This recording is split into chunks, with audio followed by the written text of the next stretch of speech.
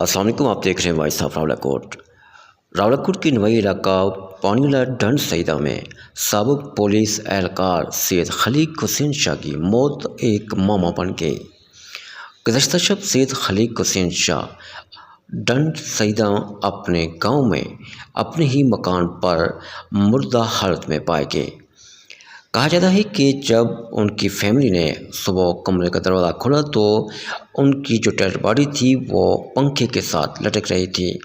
ان کے ماموں نے میڈیا سے بات کرتے ہوئے کہا کہ سید خلیق حسین شاہ کی اپنے قریبی رشتہ داروں کے ساتھ کافی عرصے سے دشمنی چل رہی تھی اور وہ اسے کافی عرصے سے جانی نقصان پہنچانے کے طرفے تھے۔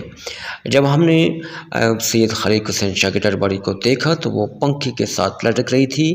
حالانکہ اگر کوئی شخص خودکشی کرتا ہے تو اس کی جو زبان ہے وہ باہر نکل آتی ہے، اور ایک بار اور یہ بھی دیکھنے میں آئی کہ فین کے نیچے کسی قسم کی کوئی چیز نہیں موجود تھی۔